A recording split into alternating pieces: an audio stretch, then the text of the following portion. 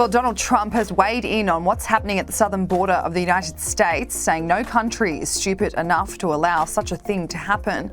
The former president released a statement to his Save America website.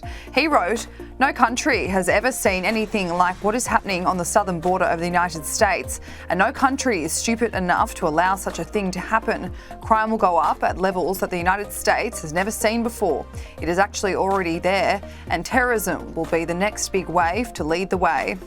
There are actually concerns over the number of criminal illegal immigrants coming into the United States. According to the New York Post, during the financial year of 2019, there were over 4,200 criminals arrested. In 2020, it was over 2,400, and this year it's been over 9,200. The 45th president went on to argue that the infamous wall that borders Mexico and the United States should have continued to be built and not moved to storage dumps where it will begin the process of rotting and rusting away. The leaders of our country have gone crazy. Everything is falling apart. Our military is in shambles. The shelves of our stores are empty. COVID continues to rage at levels higher than last year. We have no oil. We have no courage. We have nothing, the former president writes. Our country is a laughingstock all over the world and is certainly no longer great, but we will make America great again. The border crisis has escalated throughout 2021. In July, the US Border Patrol reported nearly 200,000 encounters with illegal migrants along the Mexico border, which is the highest monthly total in more than 2 decades. However, the border crisis does fluctuate. In 2019, it also saw a spike in the month of July, when nearly 133,000 migrants were encountered at the border. The New York Post today reported that many of the illegal immigrants are crossing the border because they think it is easier under the Biden administration than it was with Trump.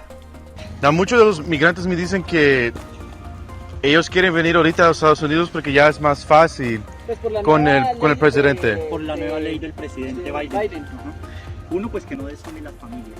Y segundo, que no lo tienen tanto tiempo cuando antes era como 6, eran meses, ¿no? Pues ahora ya como que pasa más rápido, ¿no? Para no estar ahí en los pasillos esperando, ¿no? ¿Tienen como un mensaje por el nuevo presidente de los Estados Unidos, Biden? Sí. ¿Qué es el mensaje? Lo quiero yo. El mensaje que obviamente pues me alegra de que ha cambiado mucho la política de migración, porque le da oportunidad a nueva gente de crecer, de estudiar, de ser, de poder saber quién es la vida, porque eso es lo que buscamos. Y que no separa las familias. Buscamos vivir como gente humana bien, pues, o sea, porque Y cuando estaba aquí el presidente Trump, ¿no quieren venir cuando él estaba presidente? No quisimos ni siquiera intentarlo. ¿Oh, no? Ni pensarlo. ¿Y por qué es eso?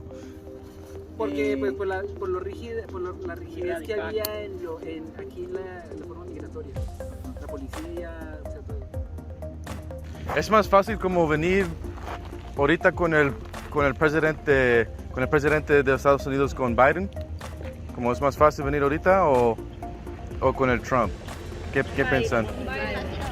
¿Con Biden? ¿Por qué?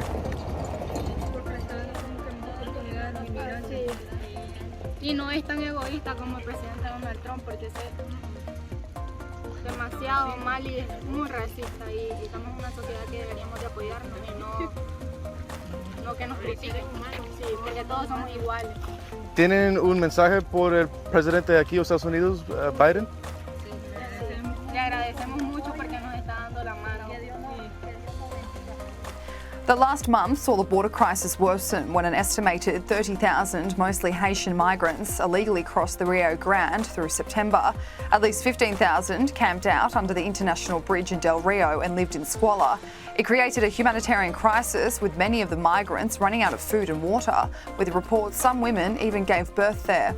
Border officials have now successfully moved on most of the migrants. An estimated 1,400 were sent back to Haiti.